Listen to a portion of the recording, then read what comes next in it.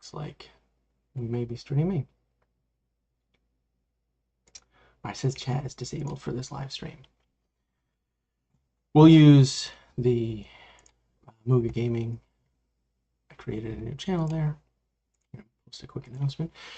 Welcome, Smiles. You want me to go by Smiles? We got Smiles works. Smiles works. All right. Welcome, Smiles. Thank you for joining me here today.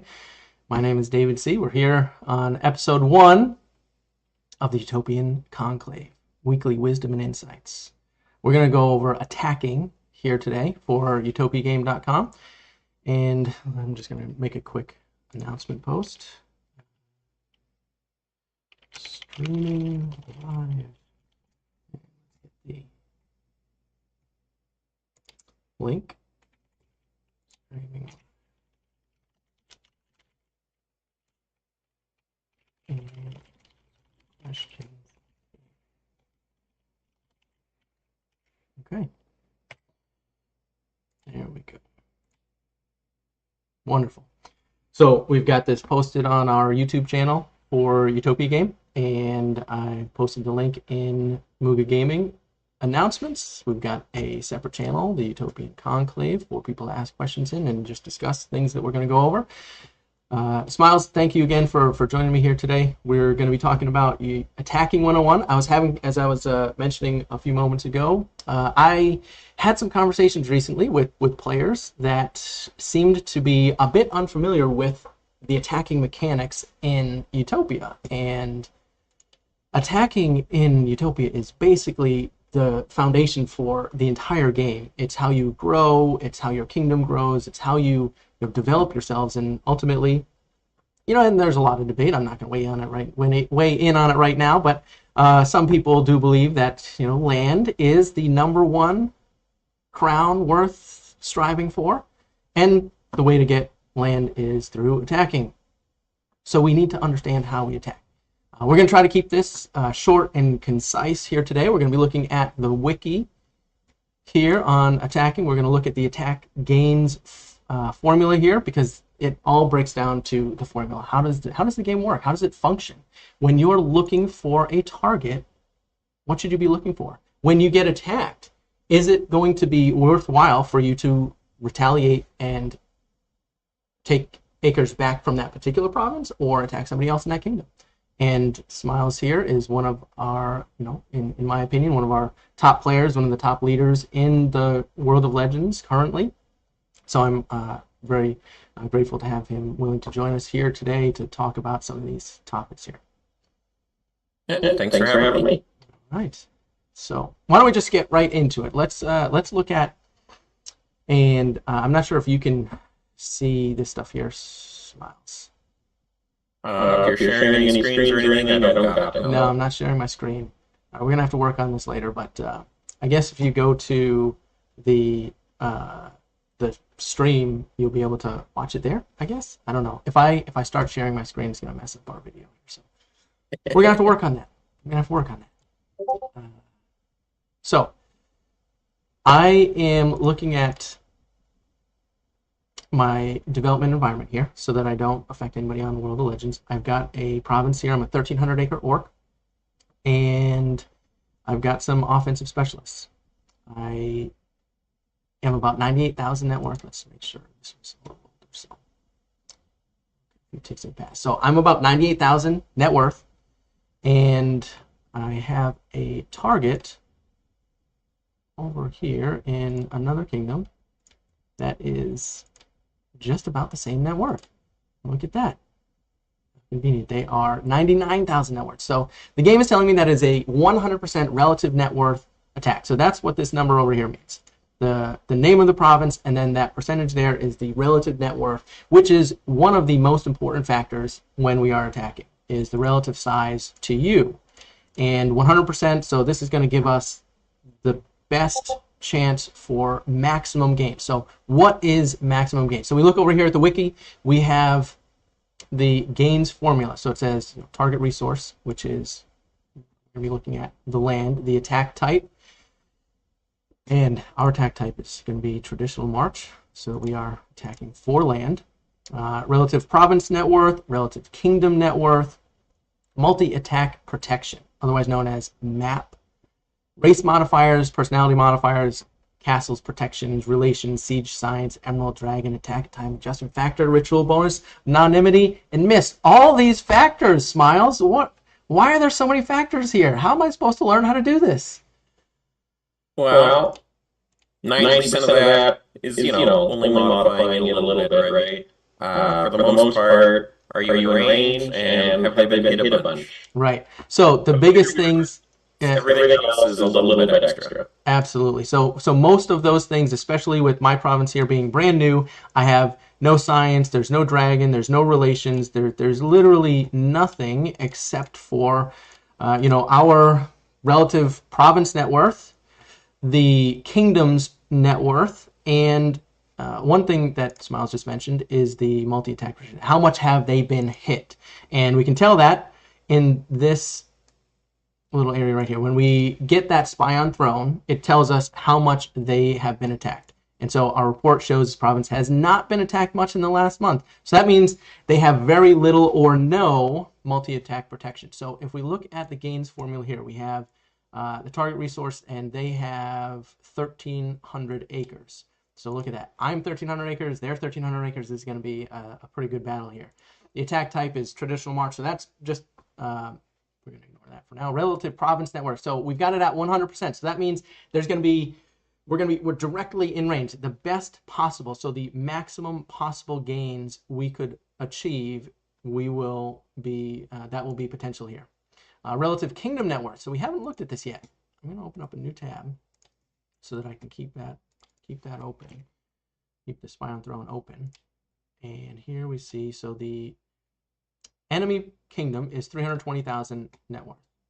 My kingdom is 337,000 net worth. So almost the same, about 95% relative kingdom net worth. And I believe that's not going to affect it at all. So relative province net worth. So as we scroll down, so the first thing we look at is the gains formula. We've seen all these different things. As Smile said, most of these things aren't going to affect us. Mist, the other province doesn't have it cast. I'm not going to cast anonymity. That would, reduce our gains. Ritual bonus, I don't have a ritual. They don't have a ritual, so none of those things are going to be a factor. I'm not going to adjust the time on my attack. There's no dragons. I don't have any science. We don't have any relations. There's no castles built. And let's take a quick look at the. Is there no stance on that list? Stance is not on the list, so it may need to be updated there. It may need to be updated. Good. For shame. Good observation there. All right, so I am an orc. I have plus 20% battle gains. And my opponent is probably also an orc. He is set to orc here. So my opponent does not have anything that will cause additional losses, but I have 20% gains. So the only thing that's going to be affecting us here pretty much is that race modifier. So my relative province net worth, as we scroll down further, we can see the actual formula that it takes to determine what will my gains be. And all of this really isn't going to matter for us right now simply because it's 100%. But if that relative net worth was something other than 100%, as you can kind of look at here, it says if it's within 90% to 110%, the number is going to be 1. So we're not going to be affected by that at the moment. Kingdom net worth, because we are greater than 90%, it's also going to be 1. So none of those things are going to affect it except for my race modifier. And so as we scroll down farther, looking at the attack type, our base gains are 12%. So we can, if we do some math here, and I don't have it sharing, but I'm going to do some really quick math. At 1,300 acres times 0.12, so 12%, my expected gain should be 156 acres before my racial modifier. So if I multiply that by 20%, my expected gain should be about 187 acres. Smiles, do you think I'm going to get 187 acres?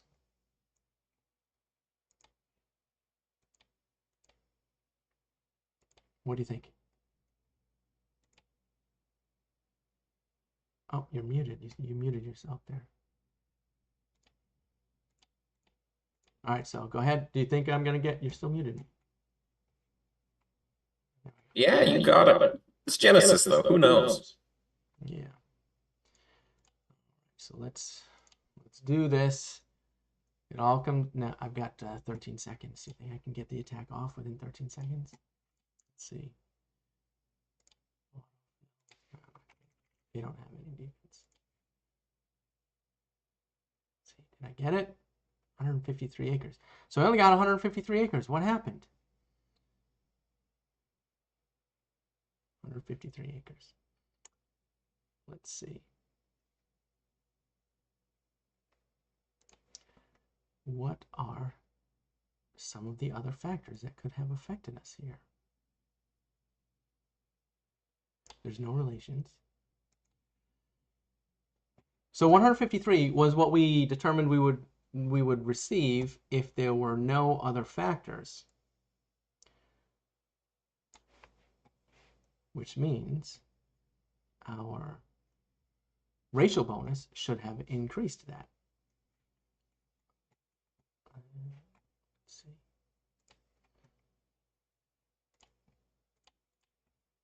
I'm going to take another spy on throne. Oh, I have way more thieves than he does too. Okay. So yeah, it looks like we should have taken about 187 acres based on the formula that we looked at. So we're going to have to look at and see why this might have not given us the expected gain. However, if there were no other factors, the 153 should have been there. So why don't I go ahead and adjust some of my details, and let's test it one more time. While I do this, Smiles, one of the things that I wanted to talk about here as well, just to give everybody a sense of strategy and tactics, the conversations that I had that prompted my wanting to do this here and go over some of the basic ideas of how to attack and what to expect was to help people understand that if there's a kingdom that is, in your opinion, bullying you, trying to attacking you a lot and trying to force you to surrender, you have a lot of repercussions or consequences that you can put on that kingdom that will deter them from wanting to come back and do it again. And it's not just take it and force ceasefire, right? Smiles, why don't you talk about some of those tactics that you might consider going down the line? Kingdom just waved you. They're much bigger than you. They attacked you 20 times, and now you're trying to figure out what to do. What would be some of the first things that you think about? Well, first, I'm apparently echoing anytime I talk in the stream pretty good, so gotta solve that before I give any speeches. All right, so I don't think we can hear the echo. It's probably just your feedback coming through the YouTube channel. So if you mute if you're watching the stream, if you mute that, you can No, everyone's saying it. Oh. I'm not listening with volume. That would be weird. Okay. So everybody's saying that you're echoing?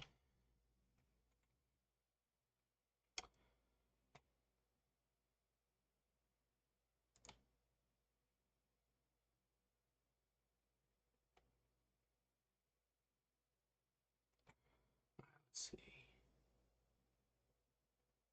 Troubleshooting OBS that I'm not very good at.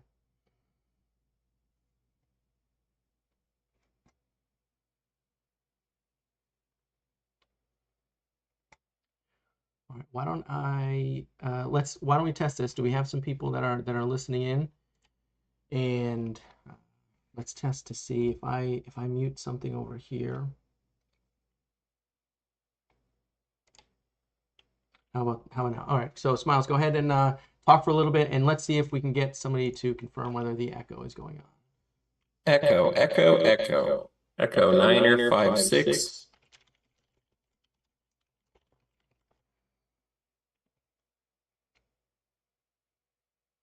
All right. Well, you can hear the echo yourself as well, right? Or no? Yeah, I Yeah, I can can when when I I mute mute myself myself here and here I and I listen to listen the to the stream. I'm stream. I'm still still sounding sounding pretty pretty. bad. All right. But you You sound sound. fine, which means it's probably on your end if you're picking up my voice twice. Yeah, I feel like that might be it. So I'm gonna just manually try to solve that, and once we do this again, I will work out those kinks there. So I'm gonna go ahead and try to set up some of the settings in my dev environment here, so that we can make another attack and see what to do. While I do that, why don't you go ahead and walk us through your thoughts on what you would do first and what you would look at in that sort of scenario I laid out. A much larger kingdom attacked your kingdom 20 times. What are you looking at, and um, where do you start? Well, first off, normally you're getting waved by, in this case, number one land kingdom. You got to think about, what does your kingdom want? Because you want the best outcome out of this. Are you looking for revenge? Do you want to limit their land gains? Or are you looking for the best gains that you have? If you don't care about your land, then your best option is probably to take gold. If you can, land lust on specific provinces, and then otherwise, just take it. And in that case, you could probably be working with that kingdom. They're going to wave you ahead of time, say, hey, don't PF us, make it easy on us, and we won't do X, Y, or Z. Now they wave you and you want to get back at them. Uh, you've got to be looking at land gains because they're all about gaining land. You want to take it back. There's a few things you got to be worried about. First off, you give hostile, you're going to be stuck without a CF, so you're sort of limited to 9 hits. Um, Normally, when a number one land kingdom hits you, they're not hitting you with every person in their core. They've got cows, they've got people out of your net worth range. So they're not getting that full core wave on you in range. So even if you can only hit them back 9 times, you should be matching their games pretty closely in a lot of cases. So you can look at your best gains hits, you can use plus hours, and you can usually recoup a lot of that. Any micro kingdom that you've ever waved has probably done this back to you. So use those similar mechanics back at them. Um, and also, a kingdom like that's usually going to be hitting you multiple times per province. That's giving you a lot of gangbang protection, or MAP as the kids call it these days. Um, and so their third hits aren't taking many acres. So your individual hits are doing a lot more back. Um, You do have to be worried about sometimes giving even unfriendly, depending on what land you have left, what WPA, because you might just be handing them even more land lusts on top of that. But generally, your best bet is to be known as someone that's going to be a thorn in your side. Might only take 1 or 2 ages of you effectively retaliating or griefing Land Kingdom. And for a long time, Land Kingdoms coming after aren't going to be looking for free handouts from you. Yeah, so I agree that when we're talking about responding to a kingdom that has attacked you, it is usually not going to be a one-to-one exchange. If a much larger kingdom has waved you in the scenario, they've sent 20 attacks in on you, and the argument can be made: is 20 attacks a lot? Are they just trying to grab land? Are they trying to get you to respond? Are they trying to get war with you? But if they're a much larger kingdom and there's no possibility for war, they're really just trying to grab some land and hope that you roll over, force ceasefire, ask for a ceasefire, or any of those other options that you might have available to you. So when you are thinking about responding, there's a lot of things to sort of look at. Number one, like Smiles just suggested, what do you want in return? If you're not really looking to keep your land, can you respond in a way that gets you a resource that you are interested in? Whether that be, gold or other things of that nature, honor, or whatever it might be. So looking at those things first to determine what do you want out of this is going to be the biggest factor that determines how you respond. And once you decide what you want to do for a response, if it's going to be land, and that's what I'm kind of focusing on here, is determining what will be the potential land gains in response, because what prompted this whole thing was the uh, the it seemed like the lack of knowledge on how the gains formula actually works, in a sense that where we see here there are these two major factors. There's the relative province net worth and the kingdom net worth. So when we're talking about relative kingdom net worth, we're looking at potentially a fairly significant reduction in potential for gains. And that, as we look at the formula here, the potential for gains reduction just on the kingdom net worth level, if the kingdom is double your size, you're looking at a 20% reduced gains from their side. And if the provinces that they're attacking you with are significantly larger, now they're also losing a lot of potential gains because they're bottom feeding, right? The term bottom feeding is thrown around a lot. Bottom feeding is you can talk about bottom feeding in two ways. There's bottom feeding province to province, and there's bottom feeding sort of kingdom to kingdom. Since there is a factor related to the kingdom size, if the kingdom is much larger than your kingdom, they are bottom feeding in that sense. However, a kingdom, for example, and I'm going to look at the World of Legends for right now. So why don't we take a look at why don't we look at the number one kingdom on the server right now? They're 22 million net worth, and so let's look at versus 4-3, for example, because they're the first kingdom that's less than 50% their size. So if we have, this kingdom is 6-4, and this other kingdom 4-3. So 6-4 being the largest kingdom on the server, the most powerful kingdom on the server, 22 million net worth. The other kingdom we're going to take a look at here, 4-3, they have 10 million net worth. So they're less than 50%, which means any attack from 6-4 into 4-3 is going to have an 80% modifier right on any gains, regardless if everything else is perfect. 12% being the base gains, and with that factor being 80%,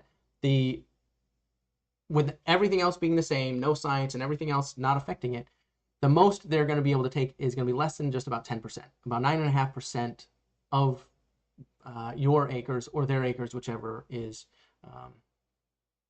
So they'll take 9.5% of your acres, unless it is 20% of more than 20% of their acres. But max gains, we'll get into that in the next segment. And so at 10%, that's the most that they're going to take from you. Whereas any response from you will be 12%. So right away, they're fighting an uphill battle. You're gaining more than they can gain from you. But if you look at it at the province level, see, this is what's really important, is this kingdom here has provinces ranging from 6,000 acres all the way down to 2,000 acres. 1.25 million net worth all the way down to 400,000 net worth. And net worth is all that matters when we are looking at the determination of relative size, being those two major factors, relative kingdom net worth and relative province net worth. Aside from multi-attack protection and some of the other factors that go into it, if we look at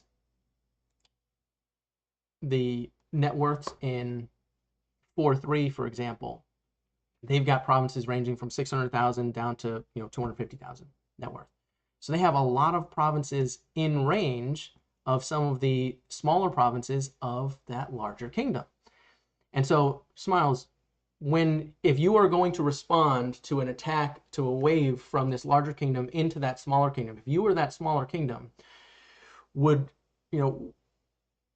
would be the things you're looking for to maximize your response to that wave there? I'd be looking at, assuming I'm sticking to that 9-hit stay out of hostile range, I'm looking at who are my 9 highest net worth attackers and their offenses. I'm looking at the enemy kingdom and I'm matching up their maximum offense with pretty much any target within 130% net worth. I posted in Utopia Talk just sort of the basic gains chart by net worth, and then also a second chart that's showing your gains multiplied by their net worth, assuming that if they're 110% net worth, that's like having 110% land. It's not always that simple, but it's close enough. And you see that top feeding actually shifts the gain curve up towards that 110% range. And you'll see that hitting at 120% net worth is equivalent to hitting at 100% net worth in a lot of cases.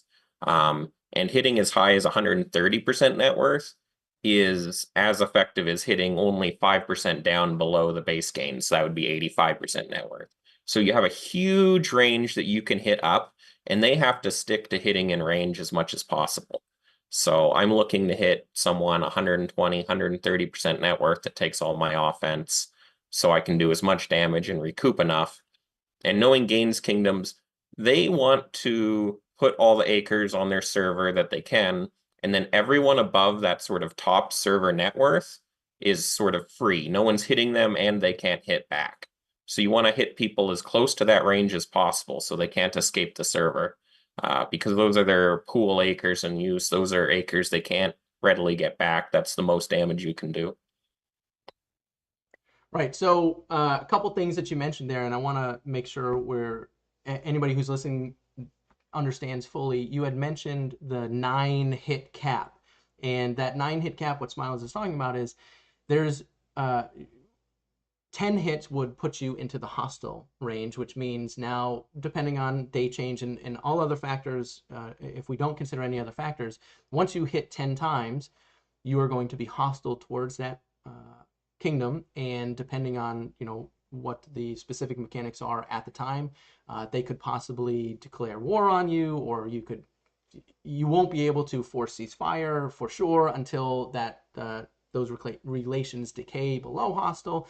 And so staying outside of hostile, in addition to the fact that when you give hostile relations, now it opens up additional TM operations and stuff, and it provides different gains for provinces and attacks and things of that nature. So staying outside of hostile is what Smiles was trying to mention there, so that you can still force ceasefire, and ultimately that's probably the goal here for you.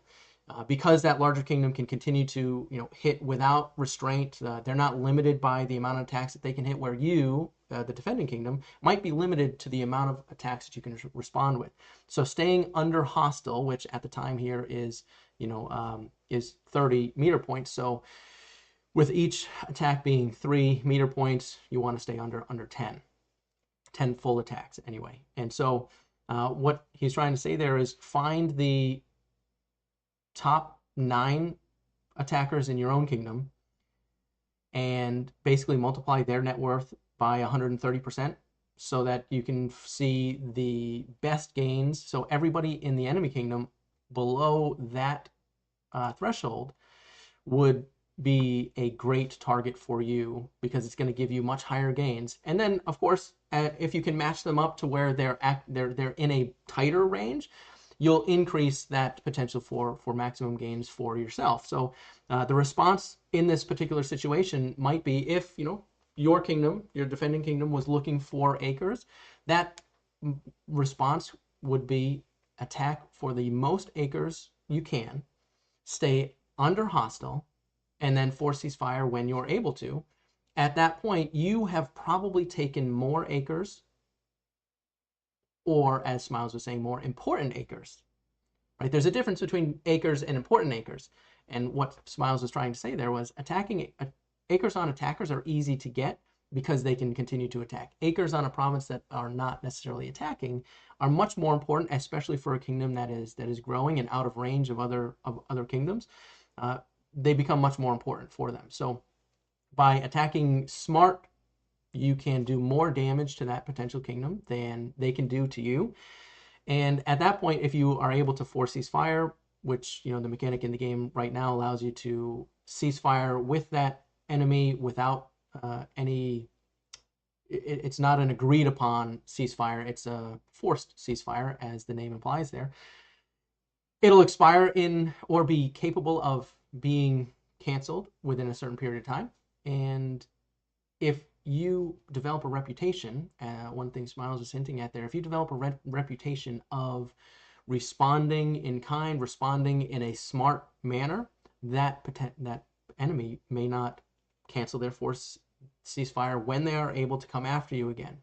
It's not like they're free acres, because there is going to be a time period where they can continue to attack, and they can always end that ceasefire when the minimum time period expires. But you're not just sitting there. And the key to all of this is really just understanding how that gains formula works. And as Smiles has put together there for us, and I'm displaying it there on the stream so people can see if they're not looking at the Discord there. This basically shows you where, you know, you have potential to maximize your responses to those kingdoms. And now this isn't just for acres. I mean, it makes it simple when we're talking about acres, but it does the same thing for all other attack types, whether it's, you know, plunders, learns, or anything of that nature. So being able to understand, you know, what's going to be a good response for you versus just, hey, these people are being mean to me. It's not just they're being mean, it's they're trying to take a resource which the game allows them to take. The game does have built-in protections, province net worth being, you know, the biggest one, and the kingdom net worth being another one, so that it puts you on a much better playing field in order to respond. So that the only response is not just let them take my stuff and force ceasefire. Something my biology teacher in high school told me, which has always stuck with me through games like this, is form fits function. Everything looks like it looks because that's the most efficient way. Now, you can intentionally do that when you're picking setups. You know, number one land kingdom is running orcs because they've got more gains. They're running tacticians because it's more gains with plus hours. It's faster for waves, but also that ambush protection. So a lot of ages, ambushes plus hits is usually a good way to go. It's not going to be working with tacticians, but that applies to you as a defender as well. If you're coming out of war and you're top 5 net worth and there's a land kingdom that's obviously waving everyone that leaves end of war ceasefire, and I say obviously because if you're not taking snatch news of the number one kingdom, you know, at least once a week to see what sort of things they're doing, you're just woefully unprepared. If you know they're going to wave you, you have a lot of options before that wave even starts. You can contact them. You can push higher defenses on certain provinces. You can run guard stations, or newly renamed as castles. Barrier ritual, stalwart, hospitals. All these things are defensive tools for you to combat the enemy. And you know what? You might not even attack them at all. You might use the whole meter on land lusts. With your TMs on their, you know, 6,000 acre orcs that can't even gain land. You know, you've got a lot of different options, but, you know, if you want to keep your land and you don't have orcs of your own for big gains and you're not running castles, then I don't believe that you want to keep your land. I believe that you're just upset you got hit. So you really got to do your due diligence when it comes to things like this. Certainly, yeah, that's a big part of it. I mean, the other really big factor in the gains formula is castles, right? You can reduce the potential gains that these enemies are going to be getting from you by using castles, especially like you said, if you know they're potentially going to come after you. If you're one of or the only potential target for them, you know, planning for that accordingly. But I mean, speaking in that nature, right, there's, you know, 5 kingdoms, 10 kingdoms that are potential in the top there that are affected by that. When you move down into the lower ranks, there's a whole lot more potential for targets coming after you than, you know, just when we look at the top there. But yeah, planning accordingly and understanding how the gains formula so that you can use it to your advantage is really what I wanted to introduce here today and have Smiles talk on some of the tactics and strategy behind, responding to something like that, because it does seem to be the source of a lot of complaints and just general disagreements on how the game should work, because there's already things in place, and in fact the relative kingdom net worth modifier is fairly mild, where it used to be much more significant, and it's fairly mild now. It was gone for a short period of time, but it is in the game. It's just fairly mild in terms of what it used to be. But there are things in place, and there's all sorts of different methods for you to respond to these different things. Having races that have mist, for example, or just planning to have the proper buildings in place to reduce. And like you said, I think the probably the most underrated statement you said there was, if you're not planning to keep your land by having buildings like castles or something like that to keep your land, then you really can't complain about losing your land. And then being able to respond appropriately, understanding how the formula works so that you can plan accordingly and then respond appropriately, so that you can build that reputation that says you can't just come in here and take whatever you want. We are going to respond, and you may not like it. So all right, so we've done a pretty good dive, I think, into the basis of the formula, the gains formula. We've talked about how to utilize it to your advantage and what you can do.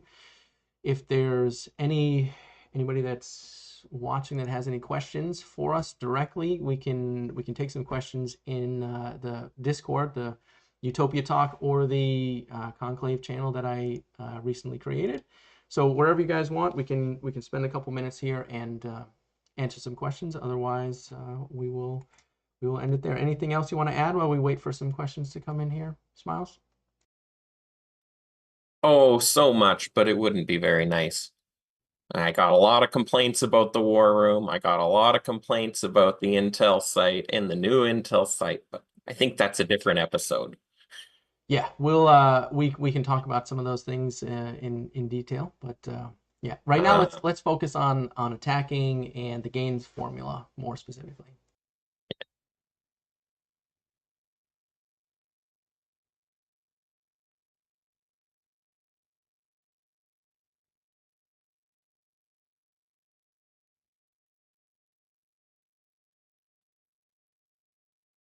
Pick a work.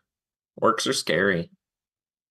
Another thing, if you look at net worths, so you go to 6-4, they've got core, below that sort of wall of TMs, their cores ranging from 650,000 to 900,000 net worth. If you look at the next 5 kingdoms, they each only have a couple provinces even above 600,000 net worth. So if you're getting waived by 6-4, they're probably putting 3 hits into each of those provinces. Their meter's not being used effectively.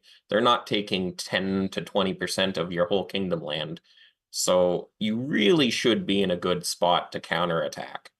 At least at this stage of the age. Maybe 2 weeks ago, 3 weeks ago, when they only had that sort of 30% net worth lead over everyone else, you can see a lot bigger waves that do a lot more damage. But at this point in the age, land kingdoms sort of putting themselves more at risk than not doing a lot of these sort of into war kingdom waves.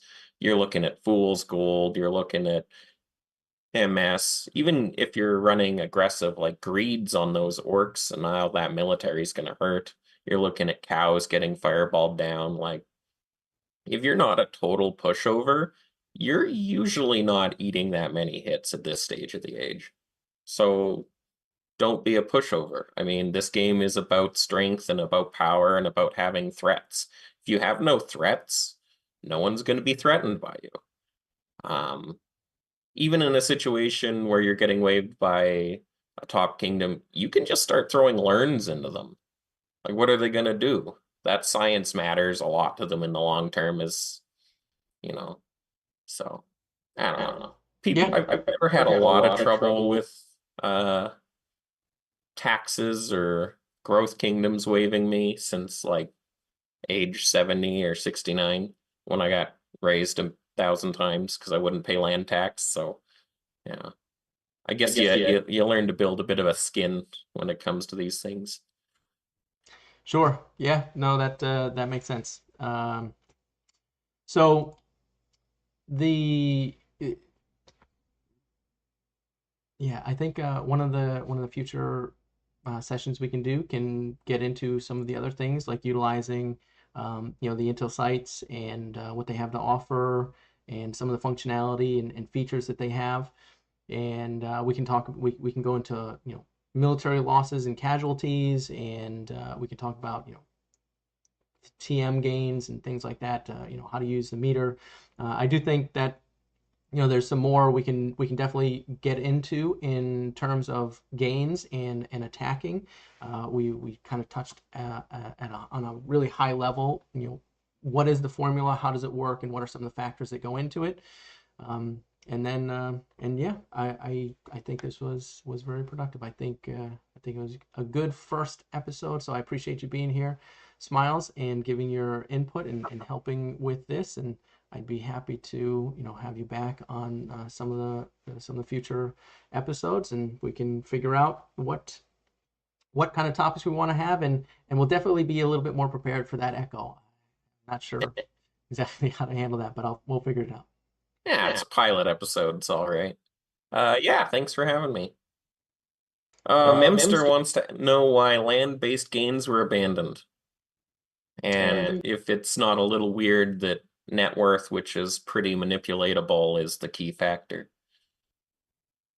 Do you have any insights on that? Land-based gains was, I like the hybrid gains we had one age, where it was like half net worth, half land. I thought that was, I don't remember anything particularly bad about that. I think land-based gains mostly gets weird when it comes to later wars, when you've got really bloated provinces and really small chains, and you end up with some weird mechanics, but it's been too long for me to remember exactly how that stuff went.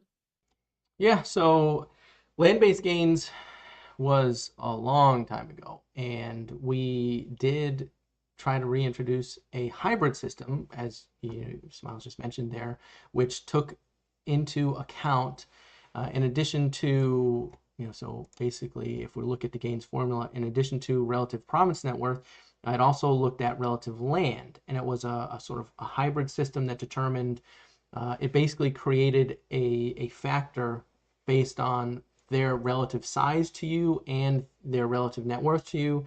It wasn't quite 50-50, but it was in there so that when you're looking at uh, it made it a more significant difference in the ability to manipulate gains because you can't change your land. Did we And have two hybrid ages, or was it just the one? Because I no, there remember were one of several. those ages, we also had, I think it was avians could train elites with credits. So from the first day of the age, you had hugely odd net worth swings, as well as a change in gain system. So I think that was maybe not the cleanest way to start that off. You had a lot of confusion there.